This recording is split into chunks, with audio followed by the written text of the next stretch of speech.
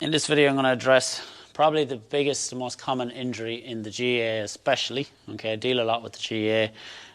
Anybody who's got the biomechanics test in clinics in Dublin and so on. Okay, you're sent home with a very standardized program. Okay, you've been told you have a hip drop. Okay, and the test is if I was lying on my side, you try fight against me, they push the leg down, one leg fails quicker than the other. Okay, so the focus now becomes all on here. Okay, our piriformis and so on. You know, we are told we have a hip drop. How many of you are watching and are saying, yep, I've been told that, this will be interesting. Your clamshells, okay, we know what they are. I'm not going to have to demo these because I'm speaking to you, you know all these. My single leg squats, okay. My lateral band walks, okay, where you're doing big wide steps and so on. Once you get past that stage of your program, you're now moving on to a little bit more advanced. You start into your hip hitch, okay. Perform this action, hike up, hold that for 5 seconds, and return. That's the basics, okay. You're now listening, you're knowing. As I said, I've done this. I did it for definitely 8 years and realised how wrong that was and how wrong that program was.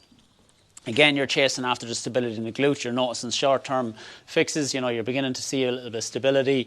You may have been talked about the valgus issue that you're having, because that's a side effect, that your glute is not stable enough to stop that action happen. Okay. In other videos, we briefly would have mentioned, has anybody spoke to you yet about this side? Have we actually truly got in deep on the bones here and focused on that? After the hip hitch, then you'll lead into some advanced stuff. Okay, you're here. It's about the brace. Can you hop on one ankle? Okay, it's all sounding very familiar to you, I'm sure. And then from there, you're into your A skips, your B skips, and so on, following through. But as soon as you stop the rehab, you're back to square one.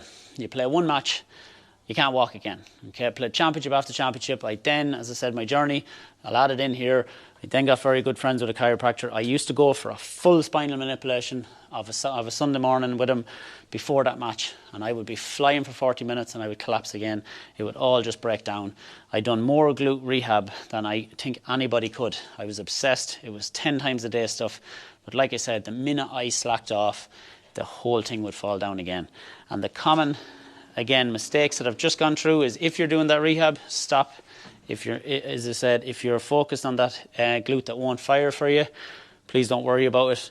Focus maybe on the other hip. Obviously, you know, we're advising you to come and so on. But these are just a wake-up call message for you. Please don't make the same mistakes I did. Don't go on 8 to 10 years wondering, why is this not working? Why is it not working? Okay, stay away from the single leg work. This little muscle is not strong enough to overcome the deep flexors that travel through here, that will cause inhibition to him all day long. And also, stop rubbing it as well. It's as simple as that.